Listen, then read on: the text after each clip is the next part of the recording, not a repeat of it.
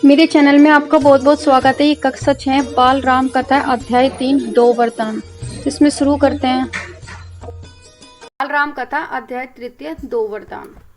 तो इसमें शुरू करते हैं। इसमें राजा दशरथ के मन में अब एक ही इच्छा बची थी कि राम का राज्याभिषेक मतलब राम का राज तिलक हो, उन्हें युवराज का पद देना। अयोध्या लौटने के बाद से उन्होंने राम को राजकाज का मतलब सारे ही मतलब उसके राज्य के सारे काम को उन्होंने उसमें शामिल करना शुरू कर दिया था राम को। तो राम ने ये जिम्मेदारी अच्छी तरह से निभा रहे थे। उनकी विनम्रता, विनम्रता मतलब उनकी अच्छाई, वीरता का मतलब उनका ज्ञान और पराक्रम का मतलब वे वीर, उनका लोहा सभी मानते थे, मतलब सब उनको प्यार करते थे। प्रजा उनको चाहती थी। दशरथ के लिए वे प्राणों से भी प्यारे थे।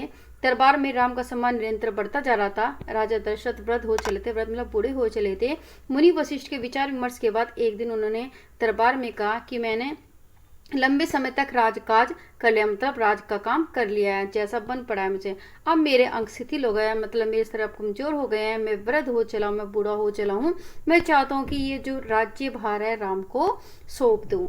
आप सब सहमत हो तो राम को युवराज का पद दे दिया जाए। अगर आपकी राय इससे भिन्न है, मतलब इससे अलग है, भिन्न का मतलब अलग है, तो मैं उस पर भी विचार करने को तैयार हूँ। तो सभा में तुमुल ध्वनि के साथ राजा दशरथ के प्रस्ताव को स्वीकार किया। तुमुल ध्वनि के साथ खुशी से और तालियों के साथ उनका जो प्रस्ताव वो सभी ने स्वीकार किया और राम की जय जयकार होने लगी। दशरथ थोड़ी देर बाद तक सुनते रहे संतोष के साथ। उन्होंने कहा, शुभ काम में देरी नहीं होनी चाहिए। मेरी इच्छा है कि राम का राज्याभिषेक कल सुबह ही कर दिया जाए। यह समाचार पलक झपकते ही पूरे नगर में फैल गया। हर जगह बस यही चर्चा थी कि राज्याभिषेक की तैयारी शुरू हो गई।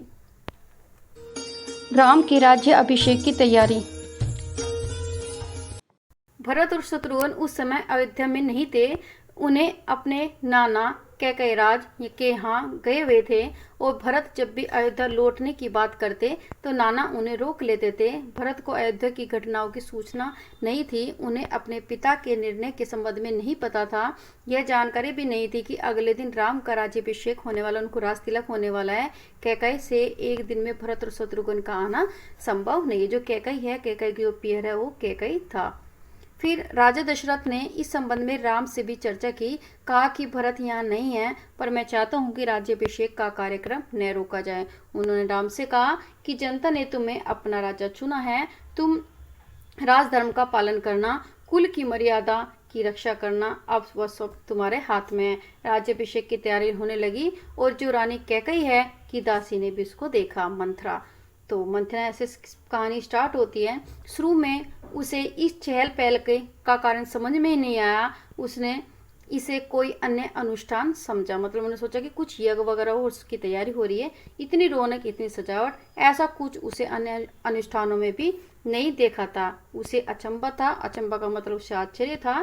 फिर उसने रानी कौशल्या की दासी से पूछा तो उसे तब पता चला कि कल राम का राज्याभिषेक होने वाला है और यह उत्सव उसी के लिए है। मंथरा जल भुन गई, मतलब क्रोधित हो गई और राम का राज्याभिषेक उसे षड्यंत्र लगा।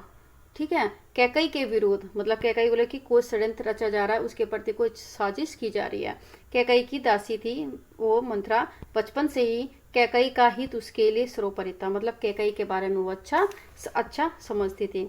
मंथरा उसे अपना हित मानती थी, मतलब वो कहती कि मैं कैकेयी के लिए अच्छा करूंगी तो वो मेरे पक्ष में होगा। वह कैकेयी की मुंह लगी थी, मुंह लगी मतलब बहुत ही ज्यादा प्यारी थी, हर बात को मानने वाली थी और कैकेयी के लिए वो अपना जान भी दे सकती थी। रानी कैकेयी भी उसे बहुत मानती थी। क्रोध में आग बबूला मंथरा रनिवास की ओर भागी। रनिवास का मतलब जहाँ रानियां रहती थी, सीधे कैकेयी के कक्ष में, और वह हाँप रही थी। क्रोध में चेहरा लाल था, भागने के कारण सांस उखड़ रही थी और उसने रानी कैकेयी को सोते हुए देखा। कैकेयी के कान भरना। किसी तरह स्वयं को संभालते हुए मंत्रा ने कहा, अरे मेरी मूर्ख रानी, उठ, तेरे ऊपर भयानक विपदा आने लगी है। वह समय सोने का नहीं है, होश में आओ, विपत्ति का पार टूटे इससे पहले जाग जाओ। रानी कैकेयी नींद से चौंक कर उठी। उन्हें मंत्रा की बात समझ में नहीं आई। बात क्या है, तुम इतना घबराई क्यों हो? सब कुशल तो है? उन्होंने पूछा, मतलब कैकेयी ने पूछा मंत्रा से। कैसा कुशल, कैसा मंगल, सब अमंगल ही होने वाला है। तुम्हारे सुखों का अंत महाराजा दशरथ ने कल राम का राज्याभिषेक करने का निर्णय लिया है। अब राम युवराज होंगे। यह तो बहुत शुभ समाचार है। कैकई ने प्रसन्नता से उसे गले का हार उतार कर मंत्रा को दे दिया। मतलब कि जो रानी होती थी, राजा होते थे, पहले जब खुश होते थे तो अपनी कुछ भी जो चीजें होती थी, मूल्यवान चीजें होती थी, वो दास दासियों को देते थे। मैं बहुत परेशान हूँ। राम युवराज के पद के लिए हर तरह से योग्य है। रानी, तुम्हारी बुद्धि फिर गई है, मति मारी गई है। सवाल राम की योग्यता का नहीं है, राजा दशरथ के षड्यंत्र का है। तुम्हारे अधिकार छीनने वाले हैं। मंत्रा ने हाथ दूर फेंकते हुए कहा, ये षड्यंत्र नहीं तो और क्या है। कल सुबह राज्याभिषेक है और भरत को जानबूझकर ननियाल भेज दिया गया समारोह के लिए, तो उसको बुलाया तक भी नहीं है। तो मंत्रा कैकई को भड़का रही है। अब जो कैकई का जो स्वर है वो उग्र का मतलब काफी तेज हो गया। उन्होंने मंत्रा को डांटते हुए कहा कि राम के प्रति मेरा अगाध स्नेह, अगाध स्नेह मतलब बहुत प्यार है और वह मुझे माँ के समान मानता है। तुम्हें इसमें षड्यंत्र दिखाई देता है? इसमें षड्यंत्र नहीं है। राम के बाद भरत ही राजा बनेंगे, तो राज जो सर्वदा ज्येष्ठ पुत्र का ही होता है। मतलब जो हमेशा जो राज्य मिलता है वो बड़े बेटे को ही मिलता है। मंत्रा पर इस प्रकार फटकार का कोई प्रभाव नहीं हुआ। उसके लिए तो यह दशरथ का एक षड्यंत्र था। वह रानी कैकई के पलंग पर बैठ गए और उसके बहुत निकट कैकई के चेहरे की ओर देखते हुए उसने कहा, तुम बहुत भोली हो, नादान हो। तुम्हें आसनन संकट नहीं दिखाता था। आसनन संकट का मतलब जो काफी पास में आने वाला है। दुख की जगह प्रसन्नता हो रही हो। इस बुद्धि पर तो किसी को भी कुछ तरस आ जाएगा। समझो रानी, राम राजा बनेंगे तो तुम कौशल्य की दासी बन जाओगी। भरत राम के दास हो जाएंगे, वह राजा नहीं बनेंगे। राम के बाद अगला जो राजा राम का पुत्र ही होगा। अनर्थ को अर्थ समझने की मूर्खता मत करो रानी। राम को राज मिला तो वे भरत को देश निकाला दे देंगे, वे भरत को दंड देंगे। इस तिरस्कार से भरत की रक्षा करो। और रानी कहती है कि कोई उपाय करो कि राजगद्दी भरत को मिले और राम को जंगल में भेज दिया जाए। तो वो देखो कितनी अच्छी तरह से भड़का रही है। अब कैकई पर मंत्र की बातों का असर होने लगा। उसका सिर चकरा गया। वह पलंग पर उठी और पांव सीधे नहीं पड़े तो आंखों में आंसू थे। मन भारी हो गया। प्रसन्नता की जगह उसको अव्यक्त क्रोध ने ले ली। मतलब उसको प्रसन्नता की जगह क्या हुआ, उसको क्रोध आ गया जिसकी सीमा न हो। फिर मंत्रा के तर्कों पर उसे सच्चाई दिखने लगी। तुम ही बताओ मैं क्या करूं? कैकई ने आंसू पोंछते हुए मंत्रा से कहा। मंत्रा पलंग से उठी और कैकई के पास जाकर खड़ी हो गई। उसने कहा, याद करो रानी, महाराजा दशरथ ने तुम्हें 2 वरदान दिए थे और दशरथ से अपना वचन पूरा करने को कहो। एक से भरत के लिए राजगद्दी मांगो और दूसरे से राम को 14 वर्ष का वनवास। कैकई का चेहरा तमतमाया हुआ था। मतलब उसको काफी क्रोध आ रहा था। उन्हें मंत्रा की बातें ठीक लगी। उनके मन में भी एक प्रश्न अब भी था, यह बात दशरथ से कैसे कहे। उन्हें रनिवास बुलाए या प्रतीक्षा करें। मंत्रा ने कैकई के मन की बात भांप ली, मतलब जांच ली। उसने कहा कि तुम मैले कपड़े पहनकर कोप भवन में चली जाओ और महाराजा दशरथ आए तो उनकी ओर मत देखो और बात मत करो। तुम अपनी प्रिय रानी हो और तुम्हारा दुख देख नहीं पाएंगे वो। बस उसी समय तुम अपनी पिछली बात याद दिलाना, दोनों वचन मांग लेना। मैं ऐसा ही करूंगी। महाराजा का षड्यंत्र सफल नहीं होने दूंगी। मंत्रा का लक्ष्य पूरा हो गया। चलते चलते उसने रानी कैकई से कहा, राम के लिए 14 वर्ष से कम वनवास मत मांगना। भरत इतने समय में राजकाज संभाल लेगा। जब तक राम लौटेंगे लोग उन्हें भूल चुके होंगे। अब जल्दी करो रानी, समय बहुत कम है। अब रानी जो कैकई थी वो कोप भवन में चली गई। मंत्रा निवास से निकल गई। दिन भर कैकई का कोप भवन में जाना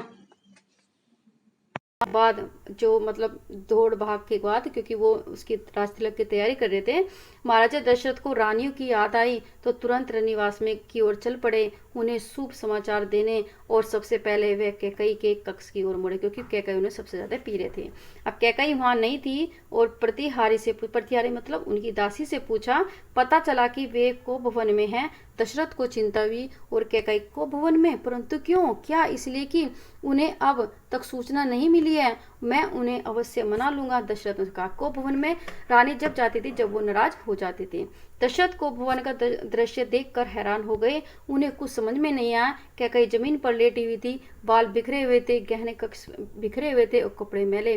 तुम्हें क्या दुख है? क्या हुआ तुम्हें? मुझे बताओ। अस्वस्थ हो? ये राजवेद को बुलाऊं? दशरथ ने इन्हीं सवाल पूछे, कोई उत्तर नहीं मिला। कैकई रोती रही। तुम मेरी सबसे प्रिय रानी हो, मैं तुम्हें प्रसन्न देखना चाहता हूँ, तुम्हारी खुशी के लिए मैं कुछ भी कर सकता हूँ, कुछ भी, धरती आसमान एक कर सकता हूँ। दशरथ ने कैकई को मनाने का बहुत प्रयास किया, उत्तर में उन्हें फिर भी नहीं मिला। दशरथ भी भूमि पर बैठ गए, विनती करने लगे, हाँ मैं बीमार हूँ। कैकई ने कहा, मैं अपनी बीमारी के संबंध में आपको बताऊंगी, लेकिन पहले आप एक वचन दें, मैं जो मांगू उसे पूरा करेंगे। राजा ने तत्काल हामी दे दी। हामी का मतलब उन्होंने हाँ कर ली कि हाँ ठीक है। हाँ कहा कि मैं राम की सौगंध खाता हूँ, खाकर कहता हूँ कि तुम्हारी हर इच्छा पूरी करूंगा। और महाराज दशरथ ने राम की सौगंध ली तो कैकई उठकर बैठ गई। तो उसको पता चला कि राम की सौगंध है, वो उन्हें सबसे ज्यादा प्यारा है, तो वो अब वो मान ही लेंगे बात। आप मुझे वे दोनों वरदान दीजिए जिनका संकल्प आपने वर्षों पहले रणभूमि में किया था। एक बार क्या था कि इनकी लड़ाई हो गई थी देवता वगैरह के साथ, तो इसने क्या किया था कि मतलब कैकई ने इनकी जान बचाई थी, तो उस खुशी में होकर तो राजा दशरथ ने बोला था कि आप मेरे से 2 वरदान मांगो तो मैं वो उसका पूरा करूंगा, क्योंकि आपने मेरी जान बचाई। तो कैकई ने बोला कि जब समय होगा जब मैं मांग लूंगी। तो वही जो 2 वचन थे वो ही अब वो मांग रही है। महाराजा दशरथ ने हामी भरी, कल सुबह राज्याभिषेक भरत हो या राम का नहीं। कैकई ने कहा, और दशरथ भौचक्के हो गए और उस पर ब्रजपात सा, ब्रजपात का मतलब पहाड़ से टूट पड़ा। थोड़ा रुक के कैकई बोली, राम को 14 वर्ष का वनवास हो। बस ये देखना, ये वाली जो आगे आगे देखते हैं ये कैसे कैकई इस तरह से राजा दशरथ से कह रही है। दशरथ का चेहरा सफेद पड़ गया, अवाक हो गई, मतलब चुपचाप हो गए और शीख चकराने लगा। वे मूर्छित हो गए, गिर पड़े। कुछ देर में राजा को होश आया, कैकई की ओर देखा बड़े कातर स्वभाव से और बोले, यह तुम क्या कह रही हो, मुझे विश्वास नहीं होता। मैंने सही सुना है। कैकई अड़ी रही। दशरथ कैकई की मांग को अस्वीकार करते रहे, अनर्थ बातें करते बताते रहे। वह कैकई के अंतिम हथियार चलाया उसने तब। तो अपने वचन से पीछे हटना रघुकुल की अनादर है। जब वो दशरथ कहते हैं कि तुम्हारी जो मांग है ये सही नहीं है, तो उन्होंने बोला, अब वे कहते हैं कि जो आपने कि राम की सौगंध ली है, इसलिए यदि तुम अपने वचन से हटोगे तो ये रघुकुल की मर्यादा का अपमान होगा। आप चाहे तो ऐसा कर सकते हैं, पर तब आप दुनिया को मुंह दिखाने योग्य नहीं रहेंगे। रही बात आप वरदान नहीं देंगे तो मैं विष पीकर आत्महत्या कर लूंगी, यह कलंक आपके माथे होगा। तो राजा दशरथ यह सुन नहीं सके और दोबारा फिर बेहोश हो गए। रात भर बेसुध पड़े रहे। बीच बीच में होश आता, वह कैकई को समझाते, गिड़गिड़ाते, धमकाते, डराते, पर कैकई टस से मस नहीं हुए, मतलब अपनी बात पर वो अडिग रही। सारी रात इसी तरह बीत गई। तो इस तरह से यह अध्याय समाप्त होता है। तो मिलते हैं आपको अगले अध्याय के साथ। यदि आपको ये वीडियो अच्छी लगी तो चैनल को सब्सक्राइब कीजिए, बेल आइकन को प्रेस कीजिए, अपने दोस्तों के साथ शेयर कीजिए। धन्यवाद।